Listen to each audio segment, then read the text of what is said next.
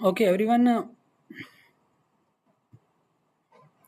अच्छा जी, हम लोगों ने ई बुक क्रिएट कर ली है। अब आप लोग ये देख सकते हैं, ये किंडल प्रीव्यूअर के अंदर ओपन है। आप लोगों ने जब इसको ओपन करना है तो आप लोगों ने इंश्योर करना है कि ये कुछ इस तरह से नज़र आए।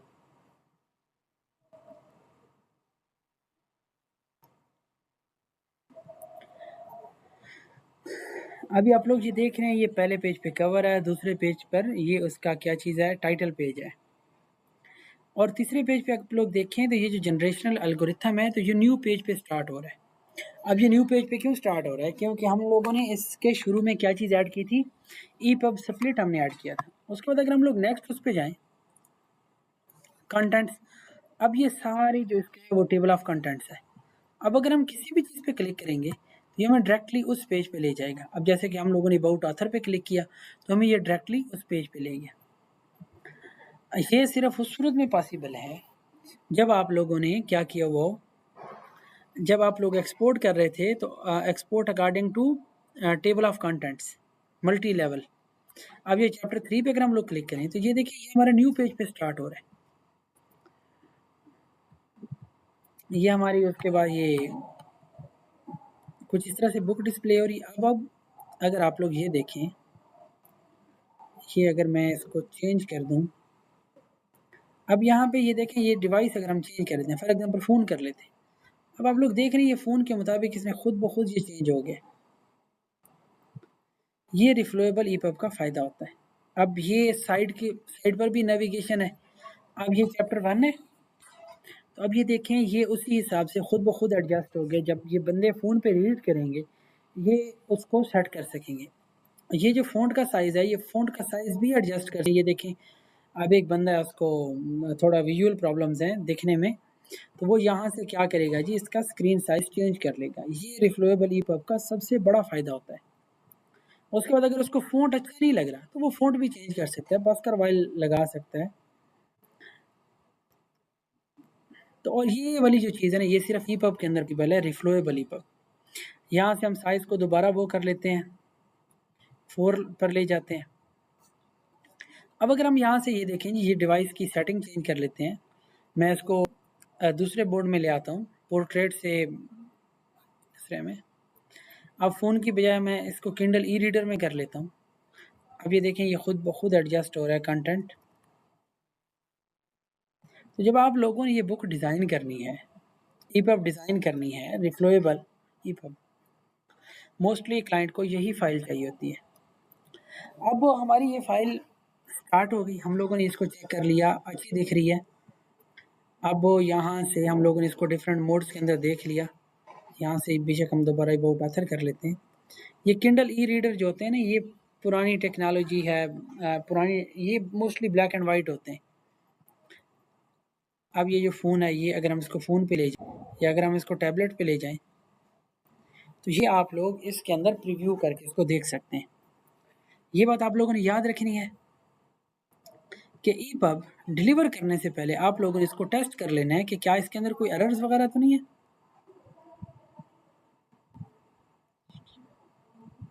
आप लोग कैसे टेस्ट करेंगे? आप लोग यहाँ पे करेंगे जी D2D ईपब चेक। हम लोग यहाँ पे चले जाते हैं, ये इनका ईपब वैलिडेटर है। हम यहाँ पे बुक अपलोड करेंगे और इंश्योर करेंगे कि हमारी जो ईपब है इसके अंदर कोई एरर्स ना हो। तो ये देखें जी, इसको हम लोग क्लोज कर लेते हैं। अच्छा, यहाँ से ये देखें, हम लोग यहाँ से फाइल अपलोड करना स्टार्ट करते हैं। यहाँ से हम लोग ये एड्रेस कर लेते हैं, ये ओके कर लेते हैं। अभी हमारी ये फाइल अपलोड होने के बाद ये इसको टेस्ट करेगा। आप लोगों ने डिलीवर करने से पहले इंश्योर करना है कि आप लोगों की ईपब के अंदर कोई भी एरर्स ना हो। अगर इसके अंदर एरर्स होंगे तो ये वाली बुक रिजेक्ट हो जाएगी। अगर हम लोग इसको प्रॉपर तरीके से हमने अगर डिज़ाइन किया तो इसके अंदर कोई एरर्स नहीं होते। अच्छा, जब तक ये चेक होता है तब तक हम डिजिटल पीडीएफ बना लेते हैं। अब हम लोग इसको कैसे पीडीएफ बनाएंगे? हम लोग यहाँ से जाएंगे जी, कंट्रोल ई, इसको हम बैकस्पेस करते हैं और हम लोग डिजिटल पीडीएफ के अंदर चले जाते हैं। यहाँ से जाके हम लोग क्या नाम देते हैं इसको, TGA अंडर डैश डिजिटल, उसके बाद पेजेस। हम लोगों ने यहाँ पर पेजेस के अंदर भी करना है और स्प्रेड्स के अंदर भी करना है।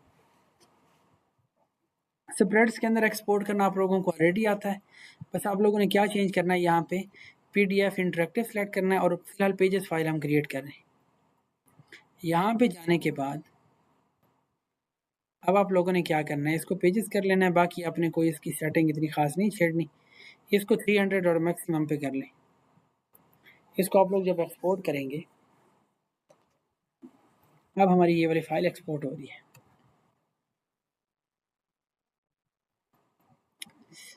अब आप लोग देख रहे हैं ये यहाँ पे इसका चेक रिजल्ट्स आ गए।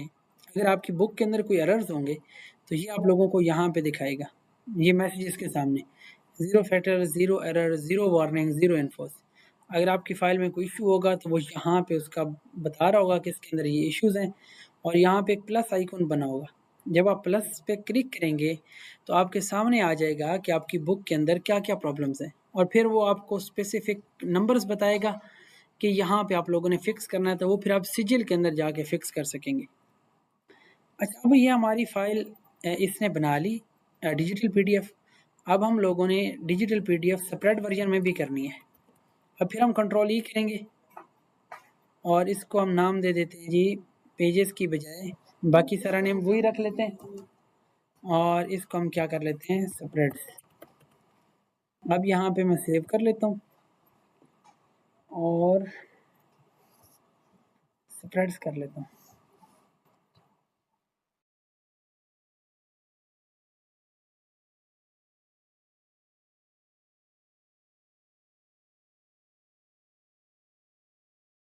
तो अब ये हमारे पास स्प्रेड्स में भी आ गई।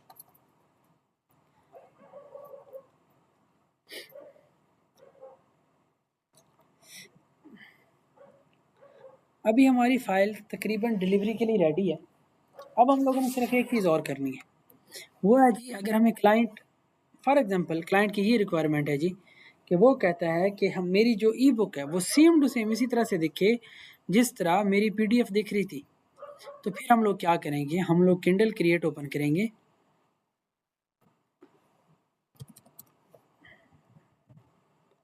ये किंडल क्रिएट में हम लोग जाते हैं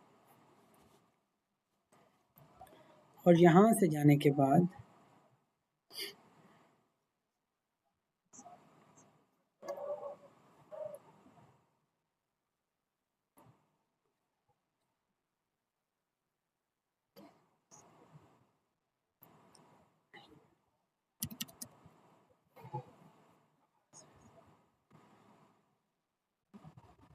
अच्छा,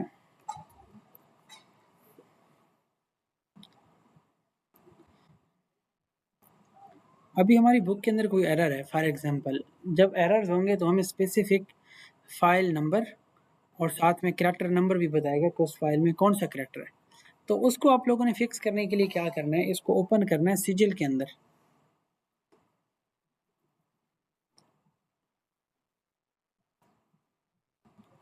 अच्छा, ये हमारी किंडल क्रिएट एक मिनट हो जाए।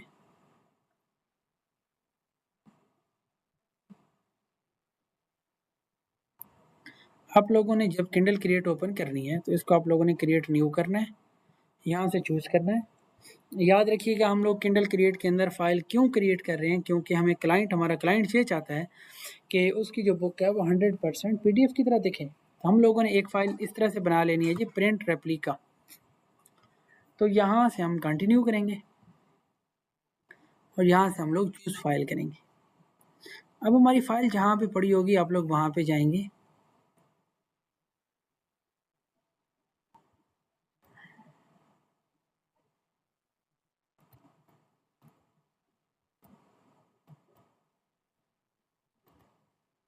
हम देख लेते हैं कि हमारे मेन फ़ोल्डर का नाम क्या था।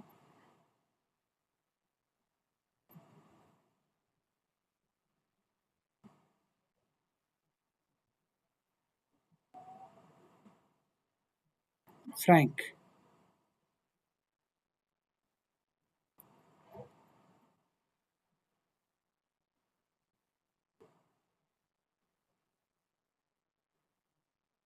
यहाँ पे एड्रेस वाला सिस्टम काम नहीं करता, जिस वजह से हमें ये मैनुअली ढूंढना पड़ रहा है। अब हमारी फाइल्स यहाँ पे पड़ी हैं, TGA अमेजोन फाइल्स।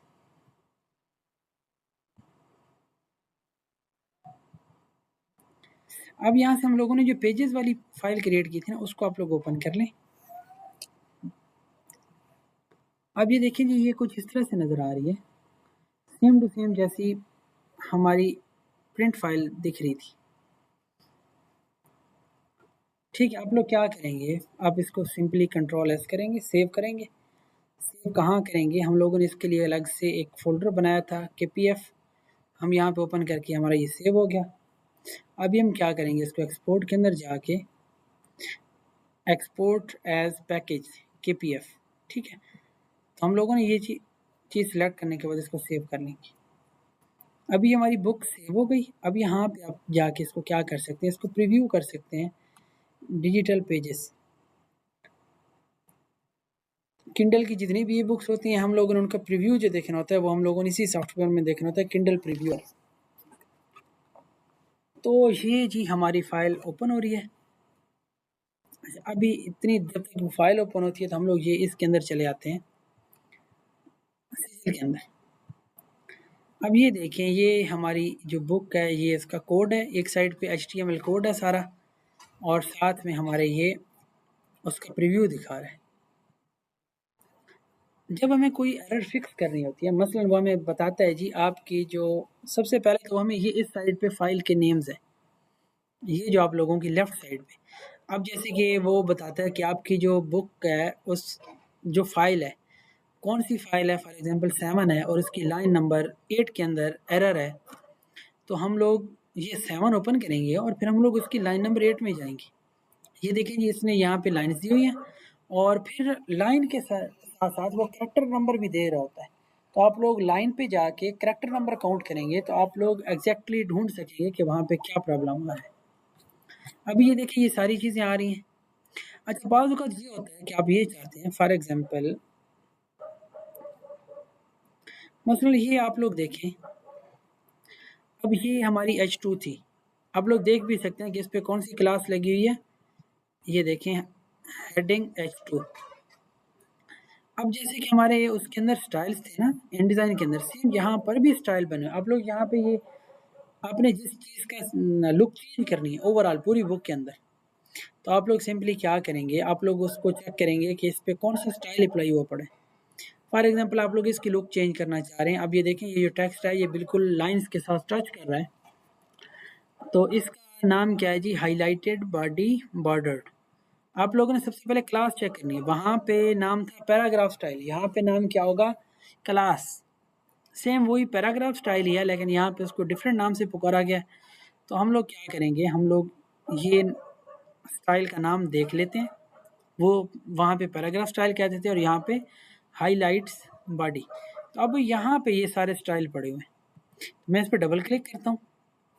अब आप लोगों ने क्या ढूंढना है, आप लोगों ने हाईलाइट और बॉडी वाला स्टाइल ढूंढना है। यहाँ से ये CSS है, CSS के अंदर हम लोग डिफरेंट स्टाइल डिफाइन कर रहे होते हैं। अभी जी ये आप लोगों की हेडिंग्स चल रही हैं, हेडिंग्स के आगे, हाँ, ये हाईलाइट्स बॉडी बॉर्डर हम दोबारा देख लेते हैं, हाईलाइट्स बॉडी बॉर्डर। ठीक है, अब ये देखें जी, ये यहाँ पे हम क्या करेंगे, अब ये यहाँ पे सारी इसकी सेटिंग्स दी हुई हैं कि हम लोगों ने इसमें क्या क्या किया हुआ है। अब ये देखें, ये बॉर्डर कलर है 0000। अगर आप यहाँ पे इसका कलर, बॉर्डर का कलर चेंज करना चाह रहे हैं तो आप कोई भी न्यू HEX कोड, कलर का कोड आप पकड़ें और इस कोड को आप यहाँ पे पुट कर दें। फॉर एग्जांपल यहाँ से हम एक रेंडमली पुट करते हैं 2CDFG।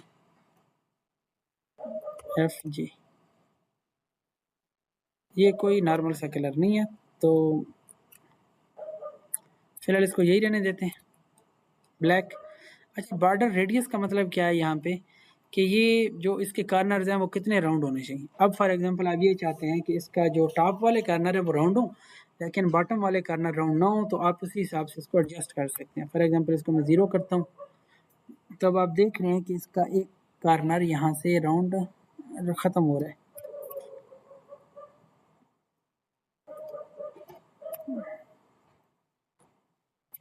ये हमने यहाँ से इसकी ये सारे को रेक्टेंगल कर दिया।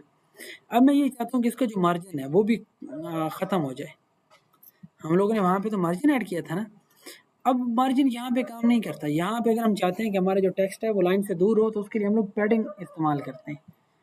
उस कैरेक्टर को आपने याद रखना है, ये पैडिंग हमें मैनुअली ऐड करनी पड़ेगी बार बार। जब भी हम कोई बॉर्डर या शेडिंग ऐड करेंगे तो आप लोग एंटर मारेंगे, टैब मारेंगे और पैडिंग डैश टॉप, फिर उसके बाद आप लोगों ने कॉलन प्रेस करना है और यहाँ से मैं कर लेता हूँ जी टॉप पे हम लोग कर लेते हैं 6 पिक्सल्स और फिर आप लोगों ने ये कर लेना है। अब ये देखें टॉप पे आप लोगों, अब मैंने सारे को कर लिया कॉपी और यहाँ नीचे वाली लाइन पे आके मैं ये फिलहाल पेस्ट कर देता हूँ। अब यहाँ टॉप की बजाय मैं क्या कर लेता हूँ बॉटम, और यहाँ पे मैं क्या कर लेता हूँ इसको लेफ्ट। अब लेफ्ट वाली साइड पे हम थोड़ा सा बॉर्डर बढ़ाते हैं, 6 की बजाय 12 कर लेते हैं, राइट, और यहाँ पर भी हम बढ़ा लेते हैं। राइट पर भी लाजमी बात है हमें 12 ही चाहिए होगा। अब आप लोग देख रहे हैं कि जो टेक्स्ट है वो लाइन के अंदर उसके दरमियान गैप पैदा हो गया। अब जो मार्जिन है ये हम ख़त्म कर देते हैं। जो लेफ्ट वाला मार्जिन है वो भी हम 0 कर लेते हैं और जो राइट वाला मार्जिन है वो भी हम 0 कर लेते हैं। एक तो हमने इस तरह से इस चीज़ को फिक्स कर लिया। इसी तरह अब अगर आप H2 जो हेडिंग 2 थी उसको आप चेंज करना चाह रहे हैं, अब या ये वाली चीज़ चेंज करना चाह रहे हैं, अब आप चाहते हैं कि ये चेंज हो जाए, तो अब ये आपको शो नहीं हो रहा, तो आप सिंपली पहले तो वो फाइल ओपन करेंगे। ये 7 फाइल थी, ये 7 फाइल में यहाँ पे जाके आप देखोगे कि इस पे कौन सा स्टाइल अप्लाई हुआ है। इस पे है जी हाईलाइट्स बॉक्स बॉडी। तो ये जब आप बॉक्स बॉडी में जाएंगे वहाँ पे जाके आप इसको चेंज करेंगे तो ये यहाँ से चेंज हो जाएगा। आई होप सो कि आप लोगों को इसकी समझ आई होगी। ये थोड़ा सा कम्प्लेक्स है और एक दफ़ा जब बंदा दिखता है तो बंदा थोड़ा सा खौफज़दा हो जाता है, लेकिन जितना मुश्किल नहीं है। ये वही चीज़ है, पैराग्राफ स्टाइल यहाँ पे क्लास के नाम से जानी जाती है। तो हम लोगों ने इसके अंदर कुछ ज़्यादा मैनुअल कोडिंग नहीं करनी होती, हम लोगों ने सिंपल बाज़ औक़ात पैडिंग वगैरह एडजस्ट करनी पड़ती है, या बाज़ औक़ात हमारी ईपब के अंदर एरर आ रहा हो तो फिर हम लोग उसके अंदर जाके फिक्स करते हैं। बाज़ फाइल्स ऐसी होती हैं कि इमेजेस जो होते हैं, इमेजेस का साइज़ बड़ा हो जाता है और कुछ प्लेटफॉर्म्स की रिक्वायरमेंट होती है कि इसका साइज़ कम करके दें। फिर हम लोग यहाँ से जाएंगे इमेजेस में और यहाँ से जाके इसको डायरेक्टली ओपन विथ फ़ोटोशॉप करके या किसी और एप्लीकेशन के थ्रू करके इसको रीसाइज़ कर देंगे यहाँ से ही। ओके, आई होप सो ये चीज़ें ओके। अब हम लोग आ जाते हैं इसकी तरफ, जनरेशनल एल्गोरिथम की तरफ।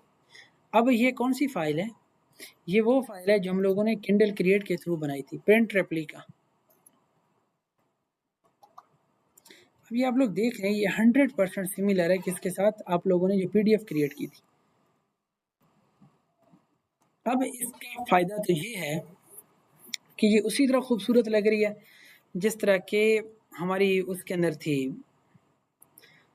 प्रिंट PDF के अंदर, लेकिन हम लोग इसको यहाँ पे आके एज एन इमेज बिहेव करती है। जैसे कि एक इमेज फिक्स हो जाता है, सेम टू सेम ये किंडल क्रिएट क्या करता है, ये पूरी PDF को इमेजेस में कन्वर्ट करता है और फिर इन इमेजेस को शो करता है। अब यहाँ से आप देखें, या ना तो आप फ़ॉन्ट चेंज कर सकते हैं ना ये कर सकते हैं। अब इसको मैं टैबलेट को अगर चेंज करता हूँ तो ये देखें जी, ये हमें मैनुअली ये इसको वो करना पड़ रहा है, ये उसके हिसाब से एडजस्ट नहीं हो रहा। अब हमने आपको ये वाली चीज़ क्यों सिखाई है, इस वजह से सिखाई है क्योंकि अगर आप लोग कोई खाने पकाने की बुक है या कोई ऐसी बुक है जिसके अंदर बहुत ज़्यादा तादाद में इमेजेस वगैरह यूज़ हुए हैं और आप उसको जब EPUB क्रिएट करते हैं तो वो उसमें इतने सही से डिस्प्ले नहीं हो रहे होते, तो इस सूरत में हमें ये फिर फिक्स्ड लेआउट EPUB बनानी पड़ती है। तो ये एक दफ़ा फिर मैं ये सारी चीज़ें रिपीट कर देता हूँ। जब आप लोगों ने क्लाइंट को फाइल्स डिलीवर करनी है तो आप लोगों ने 4 तरह की फ़ाइल्स भेजनी होती हैं। नॉर्मली हम लोग 3 तरह की फ़ाइल्स भेजते हैं। सबसे पहली फ़ाइल हमारी प्रिंट PDF होती है। प्रिंट PDF को हम लोग क्या करते हैं, एक्सपोर्ट एज PDF, और उसके अंदर जो हम प्रोफाइल सेलेक्ट करते हैं वो X1 2001, और साथ में हम लोग ब्लीड और मार्क्स के अंदर जाके जो डॉक्यूमेंट ब्लीड होती है उसको ऑन कर देते हैं।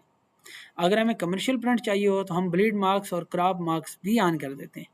उसके बाद हम लोग ईपब में जाते हैं, तो ईपब के अंदर हमारी जो हेडिंग्स होती हैं मेन, जिन्होंने या जो भी टेक्स्ट जिसने नए पेज पे डिस्प्ले होना है, उसको हम लोग क्या कर देते हैं, स्प्लिट कर देते हैं। उसके बाद तीसरी जो फाइल होती है वो हमारी डिजिटल फाइल होती है। डिजिटल फाइल में हम लोग पीडीएफ को एक्सपोर्ट करते हैं as an interactive PDF, as pages form में, और फिर उसके बाद स्प्रेड फॉर्म के अंदर। और फोर्थ नंबर पे अगर क्लाइंट की रिक्वायरमेंट हो कि मेरी जो ई बुक है वो 100% दिखे पीडीएफ की तरह या प्रिंट बुक की तरह, तो फिर हम लोग किंडल क्रिएट के थ्रू प्रिंट रेप्लिका एक क्रिएट कर लेते हैं। तो ये 4 किस्म की फाइल्स होती हैं। और जो ईपब होती है वो डिलीवर करने से पहले हम लोगों ने गूगल के अंदर सर्च करना है D2D ईपब चेक। D2D का क्या मतलब होता है, draft to digital, D2D epub check. तो हम यहाँ से इसको ओके कर लेते हैं। ठीक है, तो ये आप लोगों की ईपब वैलिडेटर यहाँ से आता है।